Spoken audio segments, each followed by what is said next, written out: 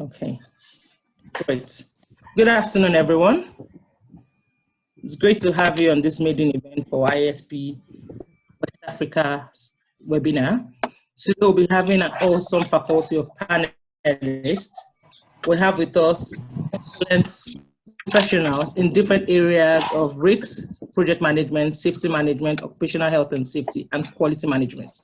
We'll be introducing our panelists in no particular order. We'll start by introducing our CEO of Hybrid Group in person of Mr. Dapo Omolade. Mr. Dapo, can you please just wait for the camera? So also. Good afternoon. Then we'll also introduce the NASP United States of America CEO, who is also our keynote speaker in today's event, Mr. Eric. Eric, can you wait for the camera? Hello. Okay, then we'll move on to our third keynote speaker for today, Mr. Edmund Otaigbe. He's a head retail risk for Access Bank Limited. He's also our keynote speaker for today. He'll be handling every aspect of enterprise risk management today. Hello, everybody. For IASP Africa, we have Kolapo Bolade, a seasoned health and safety manager. We also have Oluseye Kolawole, also representing IASP West Africa, and my humble self, Itohan, the moderator for today, representing IASP West Africa. Our next point on our agenda will be talking about NASP West Africa, and we'll have Eric give us a brief overview and description of what NASP West Africa is and what they do. Eric, over to you. Thank you, and good afternoon, everyone.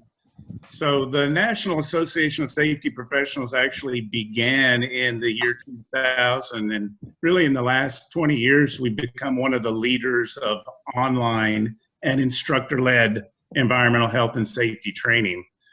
We now have over 70 professional safety certifications and specialist courses that help demonstrate to employers and prospective employers, and really those that you protect and teach, that you have an advanced and proven set of knowledge, skills, and abilities in the field of workplace safety. What we try to do at NASP is really focus our training on the intricacies of being a safety professional that really far exceed some of the OSHA regulations and other regulatory requirements. Our courses will help to equip you as a safety professional with the tools and the resources you really need to reduce workplace injuries and illnesses, and really focus on the human dynamics within the safety field. Our flagship course, the Certified Safety Manager course, has been attended by thousands of students from all over the world, has become the foundational course for some of our higher level certifications, like our Certified Safety Director and Licensed Safety Manager. All of our courses are recognized and accredited by IASET. That's the International Association for Continuing Education and Training. And they use a lot of CEUs. Those CEUs can be used for your credentials that you already have in place. And they can also be transferred as academic credits through Columbia Southern University. That's an American-based distance learning university that has world-renowned OHS programs.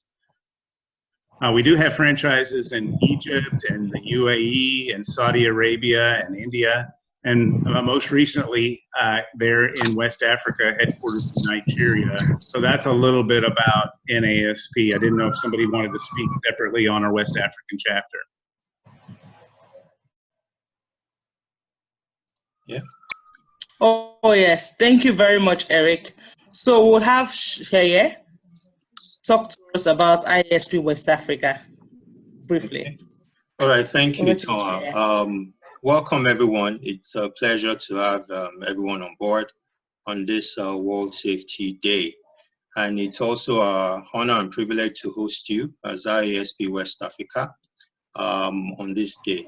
So as Eric said, IASP West Africa is a chapter and an affiliate of NASP.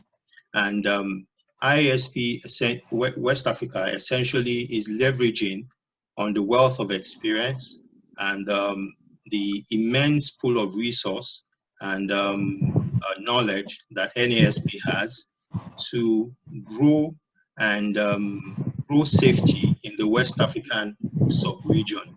And our focus actually is to help develop safe workplaces across the sub-region by thought leadership, with a lot of emphasis on quality and in-depth training, mentorship, collaboration, and also membership. Okay, so IASP West Africa is open to all safety professionals across the West African sub-region.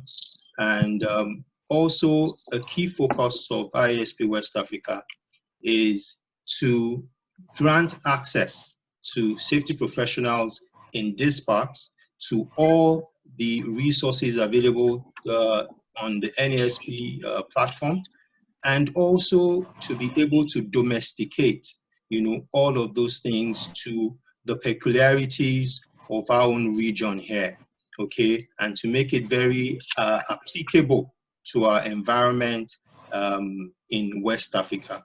So IASP West Africa is open, like I said earlier on, to all safety professionals and people in allied areas as well.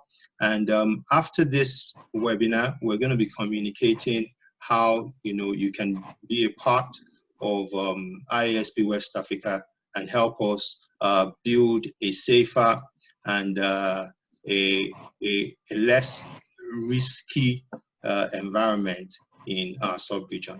All right, thank you so much.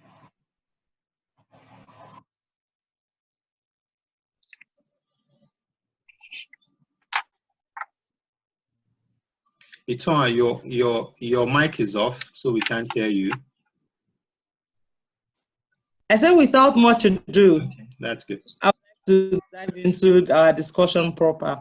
So this topic is for you, Mr. Edmund. What enterprise risk management and business continuity advice you have for businesses? Now, in this area of pandemic, we understand that a lot of businesses would have to structure or redesign or re-engineer the way businesses are currently being done. So what advice do you have for businesses in West Africa? Okay, thank you very much, Itohan. That's a very apt question for this time. Prior to now, people had felt business continuity plans were more of a tick box exercise, an academic exercise, but the reality has dawned on us from the real safety professional firms to the allied firms, like Seye had mentioned, and you find out that the risks that can disrupt an organization's business, they are varied, and they can actually disrupt everything about an organization. So this particular experience with the COVID-19 is a test case of organizations' BCP, business continuity plans, and their enterprise. Hello, I lost you. Can you hear me? Yes, we can. Edmund, Yes. Please go ahead. Yeah, go ahead, please. Okay, great. I said, so this particular scenario is a real test case of how organizations' enterprise risk architecture and their business continuity plans are formed. Not only in terms of the documentary aspects, but what levels of support do they have at the management level, from an executive management level. And clearly we can see that there's a new normal that will come to play.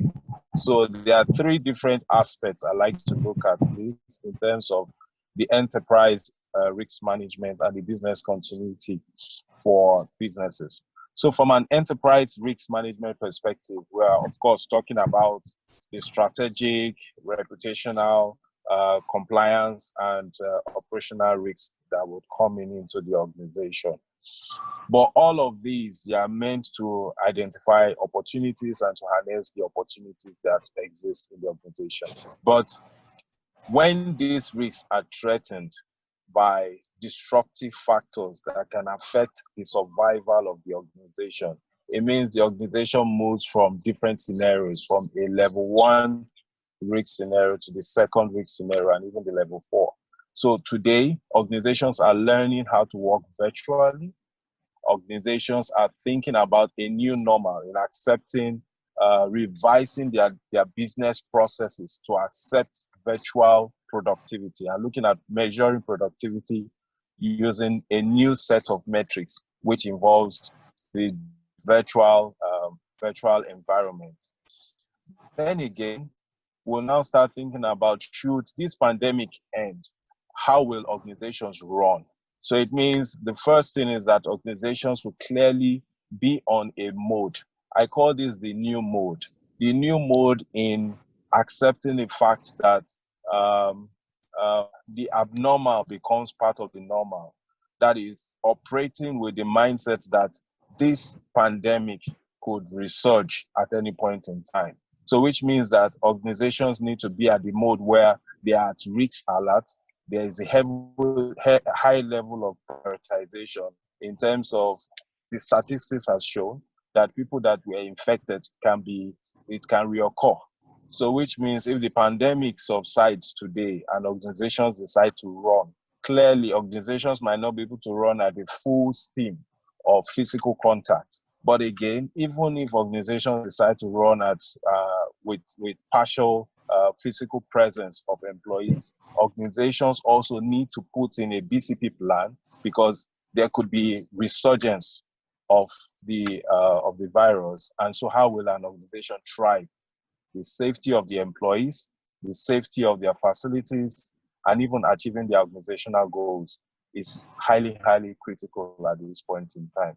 So in a nutshell, the enterprise risk architecture that is submerged into a BCP plan, it's meant to be live now for every organization, and it's meant to be revised now again for every organization. Organizations need to look at their technological backbone, and that technological backbone, how do they need to ensure that this backbone come up with revisions on how employees can work with these tools, with the technological requirements, even from home, that makes it acceptable.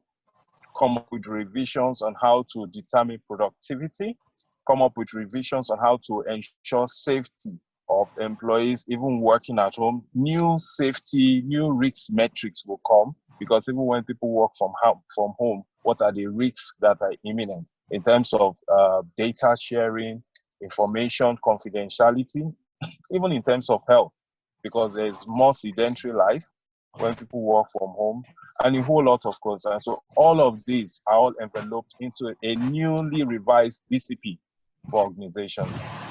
So I will leave it here.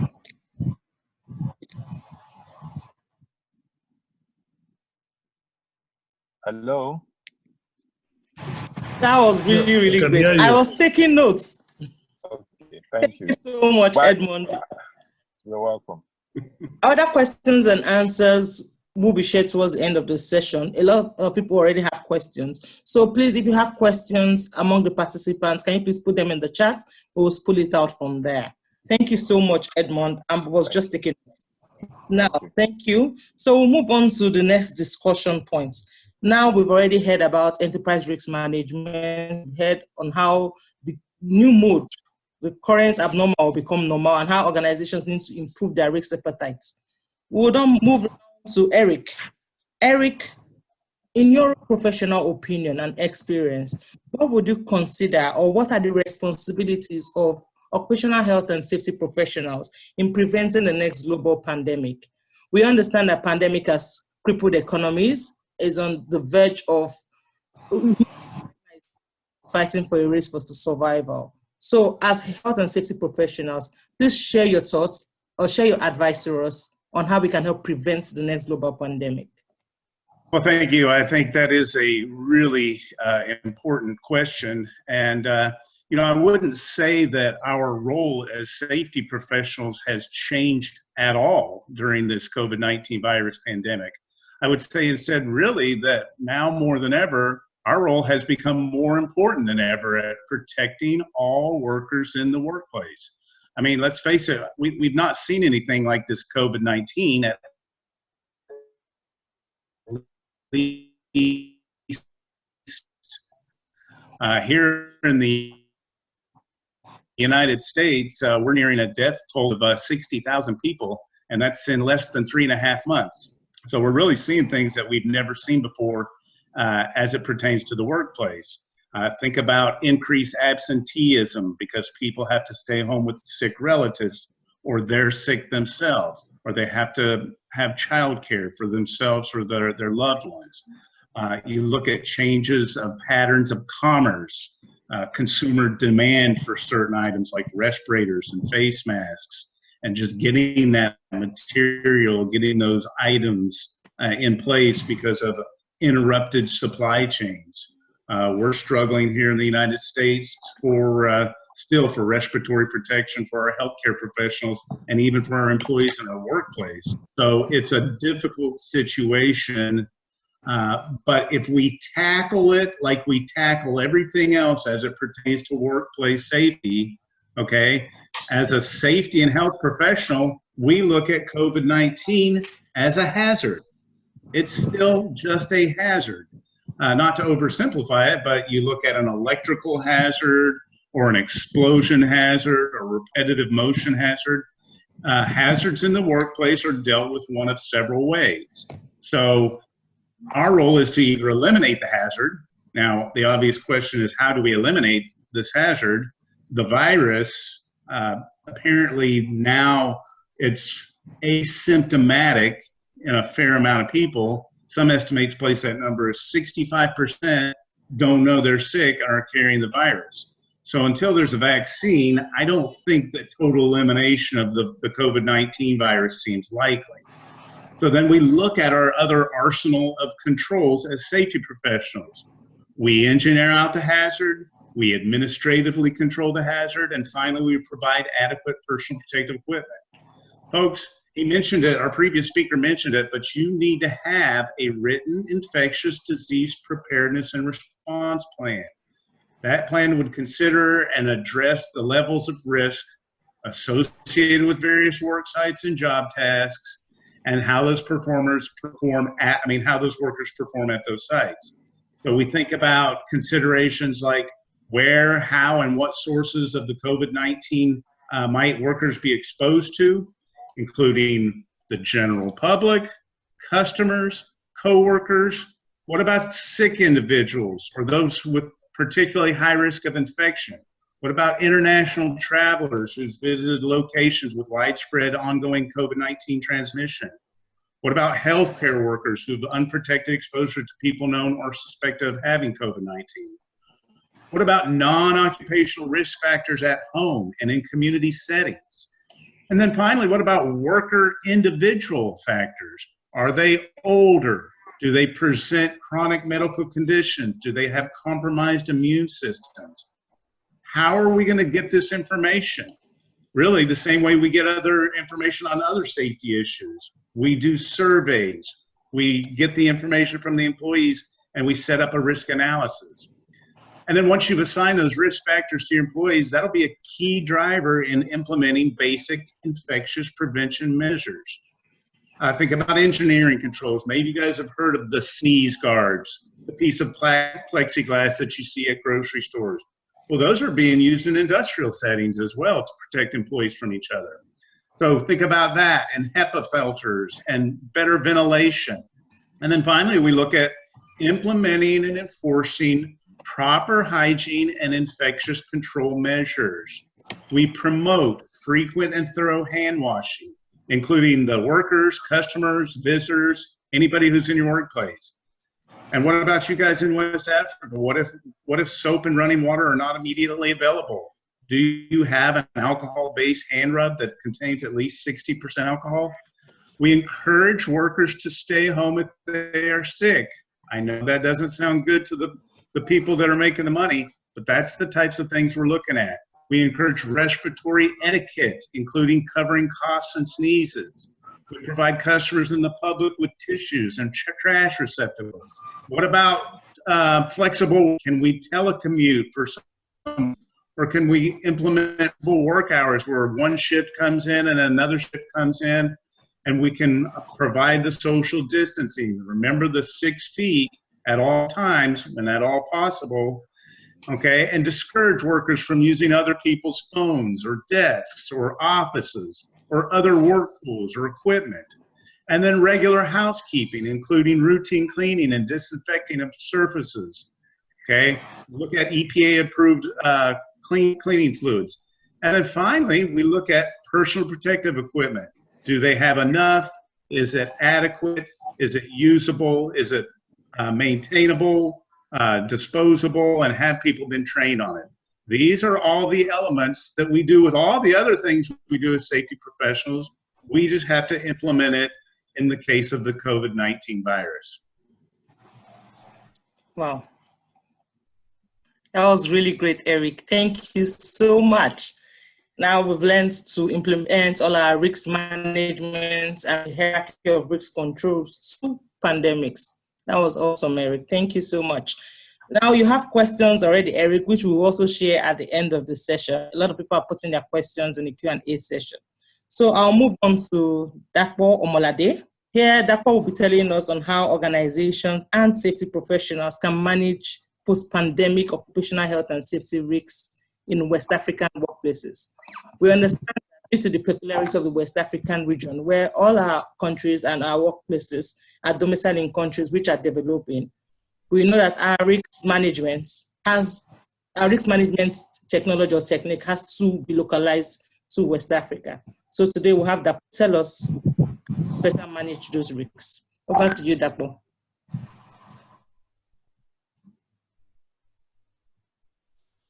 You need to unmute.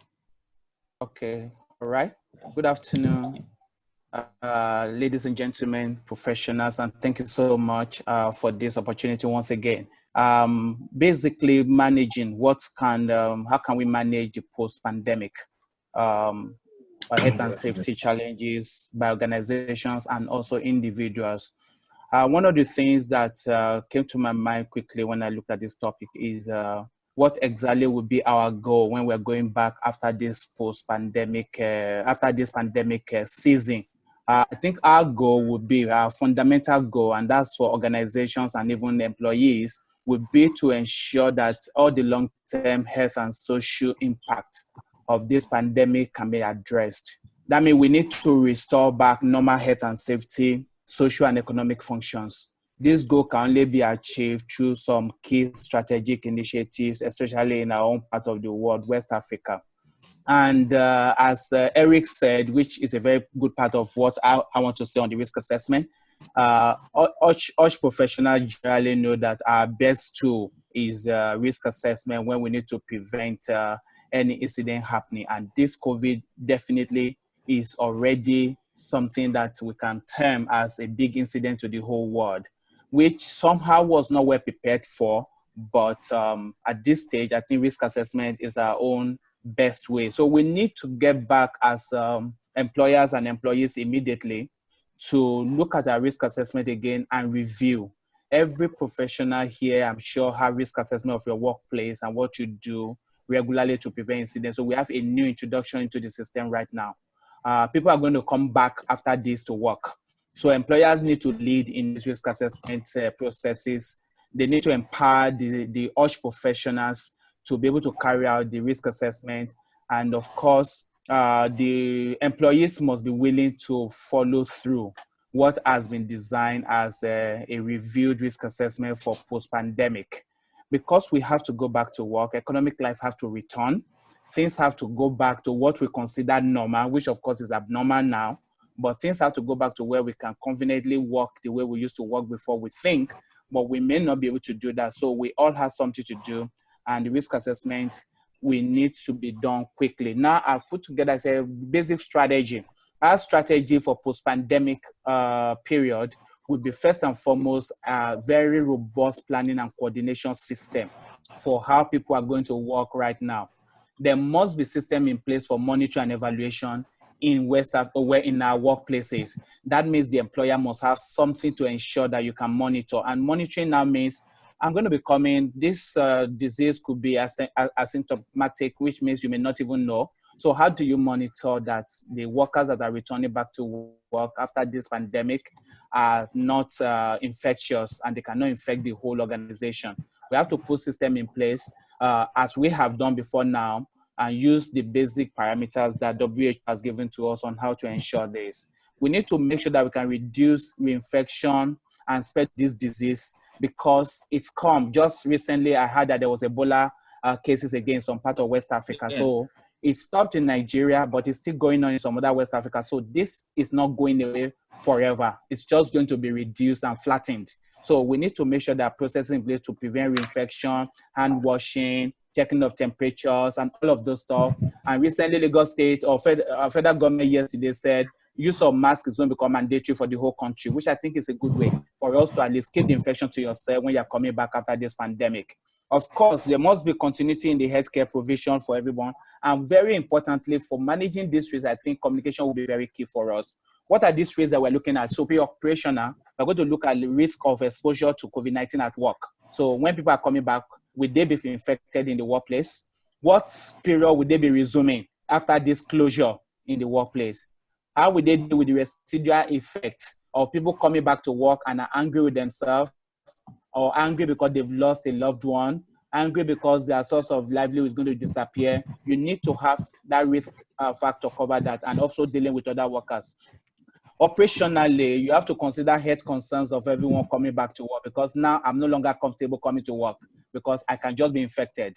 High rate of absenteeism will be there. People will not want to come back. You have to beg them to come. And to beg them to come, you must put things in place for them. People will want to work from home now. I'm enjoying working from home, not under permanent lockdown, but people want to work from their homes now. How are you going to protect them? How are you going to make sure they can deliver at home and still be in good health and safety? And then how do you take care of the fears and the worries? Final slide. This risk, we have to control them. Mental risk are there. We have to control them. Organization changes, new work and employment patterns are going to change. Stress-related diseases, traumas are going to be from left, right, and center. There will be emerging diseases post-COVID. Combined exposure to multiple risks. There will be exposure to chemicals and drugs in our own part of the world, where everybody now believes chemical can solve the problem. Whatever the chemical is, they don't care. So people are going to be exposed to drugs and chemicals that they don't even know.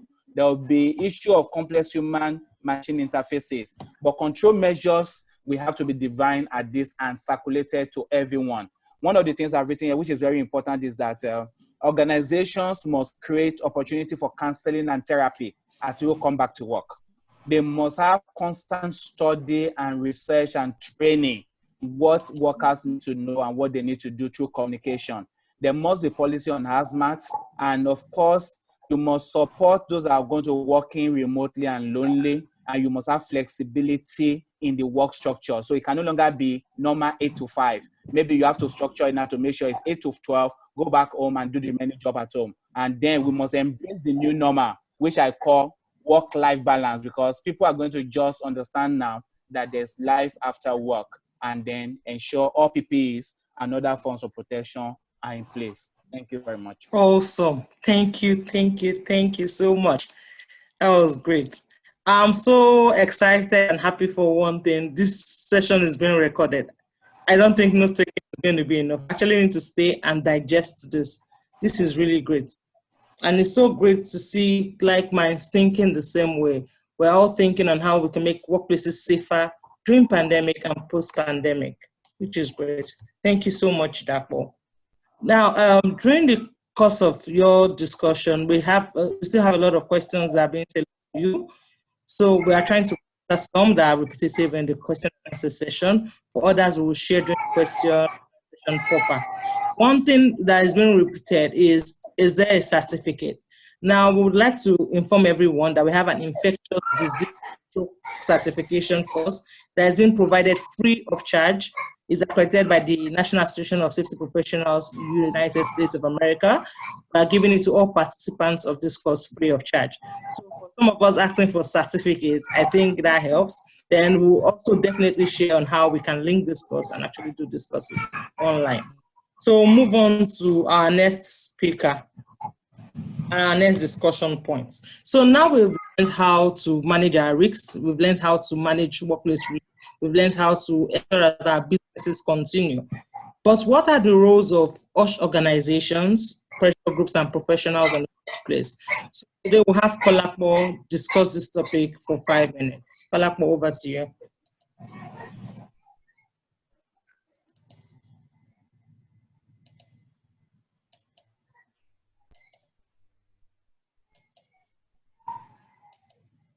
Hello, Kolapo, are you there? Yeah. Kolapo, you need to unmute your mic. Yeah. Okay. Yeah, thank you. So I said I'm here to take a look. Good afternoon, everybody. I'm here to take a look at the roles of professional associations or bodies, health and professional bodies, peer groups, and even professionals in pandemic. First thing first, collaboration. Professional bodies, peer group or pressure groups, professionals need to collaborate with government agencies, with other professional bodies, and with one another at this stage. Nobody is an island of information. We need to assist as one another as much as we can, and we need to actually assist the government instruments and agencies. I want to ask, do we have a national or state pandemic risk assessment done for COVID-19, and what are the control measures? The role of a professional body or pressure group is to ensure that there is guidance, and the task forces, whether presidential or state, which actually act as the emergency operation center, EOC, must understand what we are facing and what we need to do or what they need to do to protect this health and safety of everyone and anyone. Risks must be communicated in a timely manner. People should know as soon, whenever and however the risk has been assessed and controlled. People need to know in a timely manner. Professional associations need to provide thought leadership on workplace health and safety during and post-pandemic. When I say thought leadership, you can actually go on so many social media and you see a lot of information, you don't even know which one is correct. Professional bodies at this stage should stand up to be critical and give a position or make their position known on things such that people see them, the professional associations, the pressure groups, as a go-to channel for information. Fake news cause anxiety. Fake news affects the mental health of not just the professionals, but every individual. So apart from aligning with NCDC and WHO information, professional bodies, pressure groups, professionals that we have, we need to make sure that fake news is eradicated as much as it can within our capacity, and we do what we need to do. Knowledge sharing avenues. A lot of pressure groups, I won't be mentioning names now, have held webinars. They've been trying to make people understand what we are in and how we can get out of this. However, our president, Muhammadu Buhari, said we can go back to work. Are we sure we are ready to resume? Are we sure we are prepared to guard against what we call the second wave of transmission that's community spread? Have we learned any lesson from Spanish flu of 1918? What are we supposed to do? So professionals, I give you back to us. Most of us, or some of us, have done the ISO courses, we've done the NASP, we've done all this. We've done the NASP, we've done the CSP, we've done whatever certification it is, or certificate program. I want to ask, have we planned to manage these risks as professionals? What do you think you will do to control workers' exposure? I saw a question around construction safety. There are some jobs you can't do by lone working. So you can't have just one person doing those jobs alone. What are the controls around social distancing for those kind of jobs? Mr. Rick said clearly, what we are doing now is engineering, administrative, and PPE controls.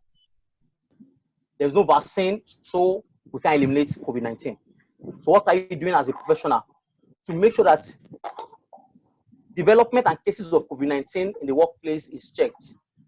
There is an issue of stigmatization. How are we preparing to ensure that people are not stigmatized, even if they test positive to COVID-19? Let me submit at this point that COVID-19 is not a disease, it's a pandemic. So if somebody has COVID-19, you don't need to run away from that person. You need to stay away. You don't need to lock that person down. You need to lock him out. You need to keep the tiger retained in the cage. COVID-19 is infectious. You can contract it by moving close to the person, having contact with the fellow person, or even touching the surfaces that the person has touched. Hand sanitizer, hand wash, nose masks, eye goggle, and of course, staying away from social gatherings or large crowd is key at this stage. Finally, infectious disease pandemic policy must be enacted in all workplaces. Infectious disease pandemic policy, as professionals, we must make sure that this exists now in our workplace. And sick people are allowed to work from home, seek medical attention, take COVID-19 test, and not be stigmatized. Thank you so much. Back to Itohan. Okay. Thank you very much, Kolapo. So we'll move on to how organizations can manage organization knowledge during pandemics and post-pandemic. We realize that a lot of us are working remotely. Some of us are working remotely for 2 months, some way longer. Now, for some particular jobs, their jobs typically are remote work. Now, in the light of pandemics, how can organizations manage organization knowledge and information? So, Seye, that question is for you. All right, thank you very much, Itohan, and great knowledge being passed on here already. So I'm just going to pick from what everyone has said, and essentially we realize that in managing post-COVID-19 workplace, knowledge is very, very critical. Even in this season where we can say what we're essentially doing now is some sort of emergency response to the COVID-19 virus, knowledge is very critical. One of the downsides, of course, of what we're going through now, as Kolapo mentioned earlier on, is fake news, okay? And you find that there's a lot of misinformation, going on around, and that even heightens, risk of the COVID-19 situation. So what I'm saying in essence is that knowledge is critical for safety professionals and also organizations post-COVID-19 to be able to have a safe workplace. Some of the questions that have come up and some of the contributions that we've had earlier on refer to the fact that there's going to be a need for training. Okay, and the key thing is that these days it will be difficult for you to gather, a whole lot of people together in a room and say that you want to train. So definitely organizations, just like you asked, would have to come up with some other approach in order to be able to train their staff. And particularly because in order for us to have a safe workplace, information awareness training is very, very critical. So I'm going to approach this from two angles. One is the kind of information and the source of information for organizations, and the other would be information or knowledge, and the other would be the approach. How then do we, disseminate knowledge or information post-COVID-19? So the first thing I want to say is, because this is relatively new to everyone, it is important that organizations seek information from other sources. There are quite a number of sources that are available right now where you can find reliable information, okay? Of course, a lot of people get their knowledge of COVID-19 from WhatsApp groups and all of that. It makes a lot of sense that you look at authoritative sources. So the WHO website, of course, is one. The NASP website, naspweb.com is another. I've also found very useful osha.gov to have very good information. I've seen quite a number of people ask about, oh, how do you handle this? How do you create a program post COVID-19? How do you manage a construction site and all of that? If you go to some of these websites, you'll find very useful resources, okay, to help you jumpstart your effort at, creating the kind of knowledge, okay, that you want to pass across in your organization to your team members and to workers, and even to the management, in order for you to be able to make informed decision, in managing your organization appropriately. So it's important that you know the sources, correct, accurate, and reliable sources of information to be able to manage the workplace effectively post COVID-19. And it's very important that we pay a lot of attention to information and knowledge, because of course, you know that risk essentially by definition is uncertainty, isn't it? Uncertainty that impacts on objectives. And so you find that the less you know, okay, the higher the risk that you're exposed to. Okay, so for you to be able to limit and reduce the risk to the barest minimum, you need sufficient information.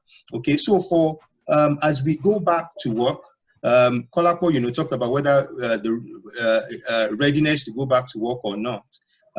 Inevitably, at some point, in the future, sooner than later, we'll have to go back to work.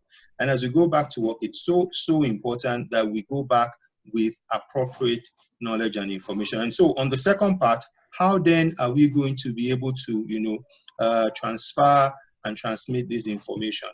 Obviously, in the last 1 month, a lot of us that have not been technology savvy before now, we've had to really, go back and see what we can do to be able to come up to the time, so to say, as far as technology is concerned.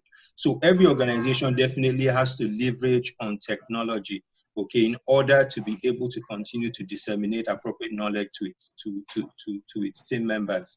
And so, and you will be amazed that enormous amounts of innovations and technology that you can leverage on to actually effectively train, disseminate information, carry out the awareness that is needed without being face-to-face or without gathering large numbers of people and exposing those people to unnecessary risk. Okay, so what I've said in essence is organizations have to leverage on credible sources of knowledge and information, and then organizations have to leverage on technology in order for them to be able to appropriately disseminate information, because information and knowledge is critical at this time. And like we said, initially, NASP has a huge repository of knowledge on health and safety that would make a lot of difference in any organization. Okay, thank you so much, Itohan. Okay, thank you so much, Chair. So we'll move to the question and answer session proper. And I'll start with a very, very interesting question. It was posed by a person, someone, Ohoide Emmanuel. I'm so sorry if I might have murdered the name, but I think it's Emmanuel. So he asked, how can safety professionals work from home? Dapo, do you want to take that? Okay. All right. Thank you so much. I hope you can hear me. Safety professionals work most of the time is beyond the physical policing in the workplace. What most of us have been very used to is physical policing and physical presence. But in this era where we have to use more of knowledge and soft skill to ensure that people work safely, a safety officer or a safety professional can distribute or can get all his duties of ensuring a safe workplace in place, Example is there could be remote monitoring. There could be opportunity for people to have this kind of live virtual meeting for what we basically call two-bus talk or pep talk before work starts.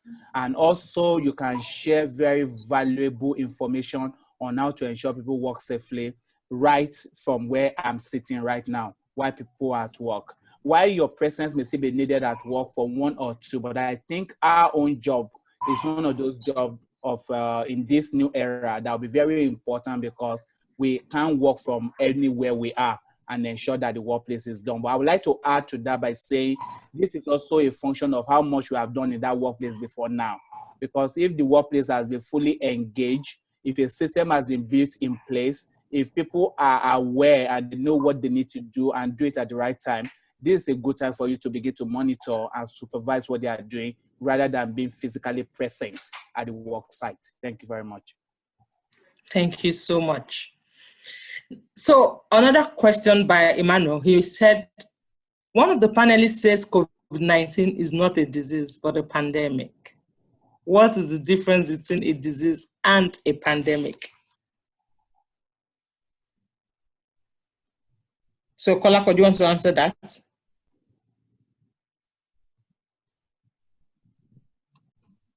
Hello? It seems Kolapo is muted. Let me just take that on his behalf. I've unmuted myself. Okay, go ahead. Okay, so when I said is a disease and not is a pandemic and not a disease, is for us to distinguish from stigmatizing people. You know, so if someone has HIV, for instance, and everybody knows is HIV positive, then they tend to, you know, by our culture and tradition, we tend to have a dissent towards that person. But because coronavirus, so there's a difference between pandemic and epidemic. Pandemic means that the disease or the virus can actually move across continents. So it is not by the person's doing, it is not by his willingness, it is not by his actions or inactions that he at times contracts COVID-19. So in the workplace, I was saying, don't let us stigmatize anyone. This pandemic has come to stay, and it has to go. But in the waiting period, so the period between staying and leaving us finally, we need to manage people's emotion. So the government can actually come into your workplace on Monday or Tuesday, conduct a test, and maybe somebody is showing some symptom, and the person is taken away. Or better still, you just hear that somebody among your colleagues is now COVID-19 positive. That does not mean that you should stigmatize that person. Pandemic means that it is beyond control. It can move from state to state, country to country, across the continent. Epidemic means that it can actually be contained within that state or location. Okay, so another person asked, this is good news, Johnny. He asked, how can a safety professional set up standard procedures for operations with regards to COVID-19 at workplaces or any construction sites?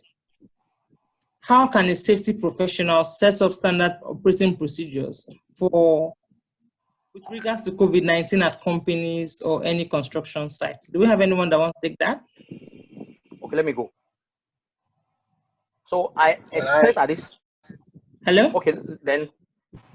Can you hear me? Let me give the floor to Edmund. Okay, great. Thank you. I think the question is more about what are the thought process that you need to use to set up a standard operating procedure to run your company after the COVID. So I scribbled a few thoughts here, and this is more of a generalized concept, not specific to just construction, but we're looking at just any business. And I take it from a management perspective. I think the first step is you need to first accept as a process, as a policy, that not all employees would work at the workplace. So you need to create a flexible structure that would enable people work from home and people work at the office at the same time. And productivities will be measured based on the two standpoints. That should be the first start point. Then the second one would be measures to ensure safety, whichever platform they decide to work, either from home or from the office. So the safety measures are in line with what we all know, the general things we've talked about for COVID in terms of how to create safety nets, all the safety tools that are required. Then again, you also need to look at how do you, the common areas where people associate in terms of how they commute to work, where they have their meetings, where they have their lunch. So modalities in terms of how the organizations would operate going forward are putting in mind all the safety and social distancing considerations. Then I think another part that is important is part of operationalizing it is creating a platform where employees would willingly volunteer information about their own personal affairs. So right now, there's a whole lot of conversations about confidentiality. Why do you need to know so much about my movements, my whereabouts, things I've done? This time around, there should be a process that enables employee or encourages employees to volunteer this information, because clearly somebody mentioned here that not having sufficient information is risk on its own. So creating an operational methodology for an organization, it means that you should be able to understand, know, be aware of where your employees go to, where they associate, such that they don't become vectors that could also cripple the organization when they come back to work. Then another point that is also important is to create a very flexible communication and a rapid and frequent communication platform where you can reach the employees can reach you, and there should be a platform where you can communicate effectively with the employees. That should go into the methodology. One other area that is also important in creating that methodology is... Oh, thank you so much. Hello? It's important that the organization brings out what are the successes. The successes from this particular experience, and note them down, because the successes now introduced into the best practice plan of the organization. I will introduce it to their PA going forward. And the last part is that organization needs to create a platform to fortify remote working in their policies. Thank you. Thank you so much, Edmund. Really great. Okay, so we have another question. What resources can the employers, this is from Temitayo Daramola, what resources can the employers provide the employees to facilitate the adoption of the new virtual remote system? What resources can the employers provide the employees to facilitate the adoption of a new virtual remote system? Okay, you want me to take that, Itohan? Yes, please.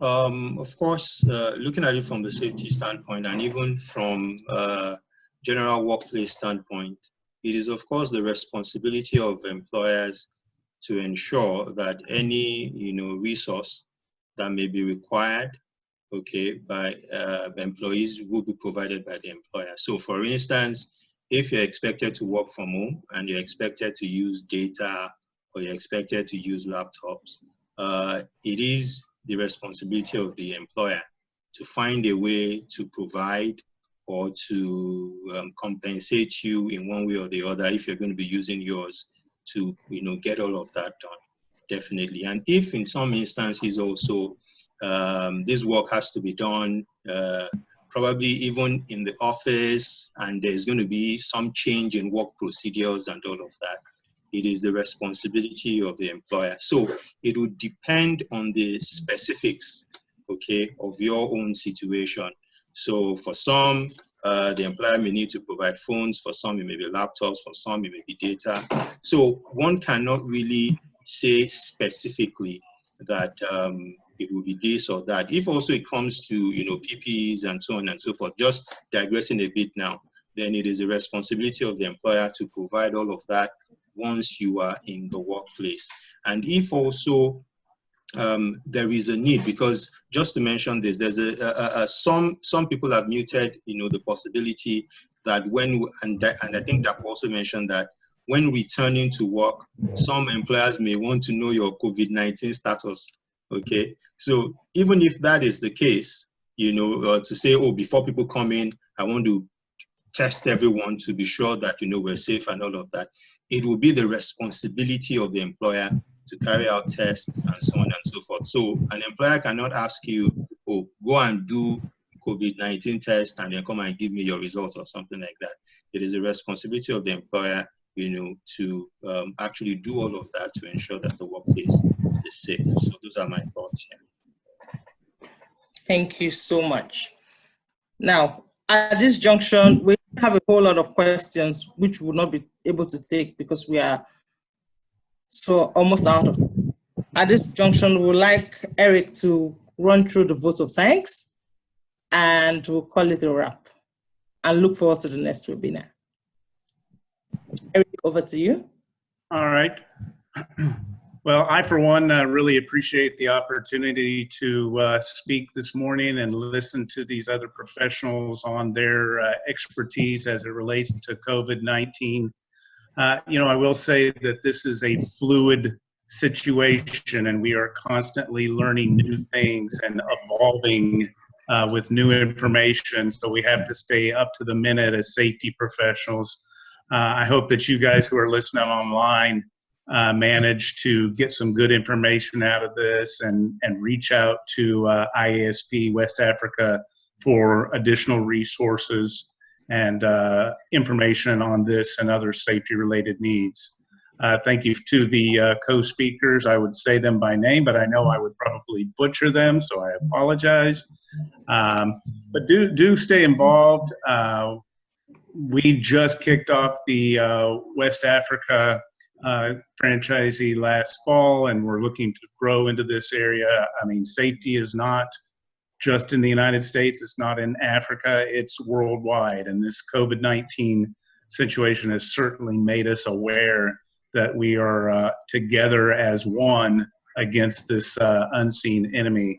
So let's continue to fight the good fight and stay in touch with us. We have developed some new good specialist courses on infectious control that you can touch base with your representatives in the West Africa district on. So again, thank you for your time. Thank you for the effort of putting this together, and stay safe, everyone. Thank you very much, Eric.